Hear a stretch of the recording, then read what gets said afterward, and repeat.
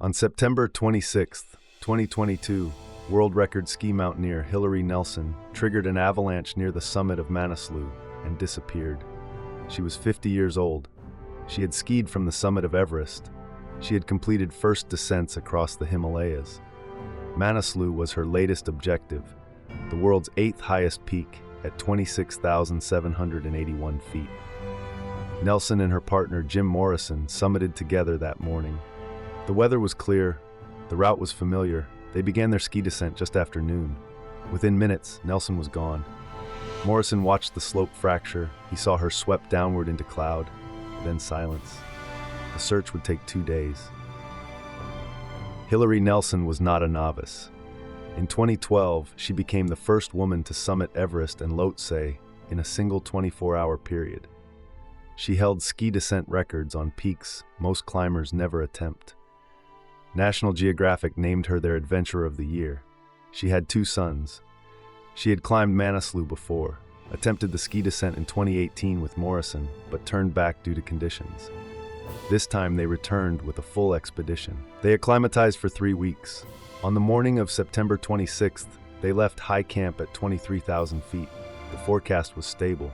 They reached the summit together at 11:45 a.m. Morrison later said the snow felt firm, skiable. They rested briefly, then started down. Morrison descended first.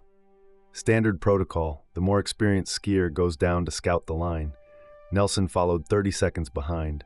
The upper slope was 45 degrees, steep but manageable for a skier of her ability. Morrison made 3 turns. He looked back to check her position. Nelson was carving smooth arcs through the powder. Then the slope moved. Morrison saw the fracture line propagate across the face, a clean crown wall breaking above her. The slab released. Nelson tried to ski left, away from the slide path, but the debris caught her. Morrison watched her tumble into the moving snow. He tried to track her line of travel. The avalanche carried her into cloud. When the slope stopped moving, she was gone. Morrison descended immediately. He searched the debris field for 2 hours, probing with his ski pole, shouting her name into the wind. No response, no transceiver signal. He radioed base camp. By evening, a full rescue team mobilized. Jiban Gemair, the expedition operator, coordinated the search from below. Sherpa climbers ascended through the night. They searched the avalanche path at dawn. No sign. Morrison climbed back up. He spent a second day traversing the slope where she disappeared.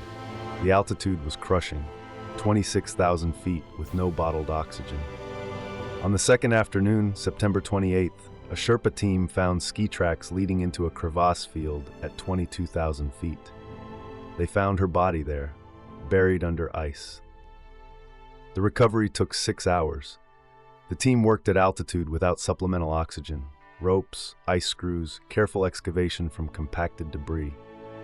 They brought her down to Camp 4. Morrison stayed with her. The body was helicoptered from base camp 2 days later.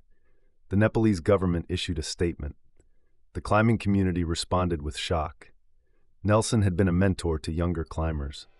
She had advocated for women in mountaineering. She had pushed boundaries, but always with calculated risk. Friends noted she had decades of experience reading snow conditions. The avalanche was not recklessness. It was mountain chance, bad timing, wrong place.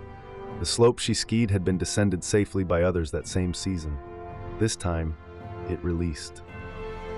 By September 30th, the expedition had ended. The mountain was quiet again.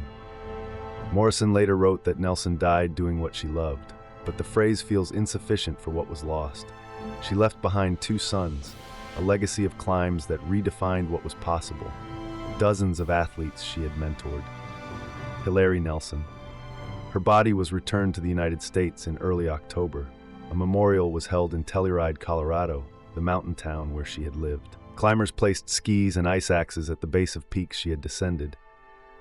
The debate over what happened on that slope continues. Was the snow unstable that morning?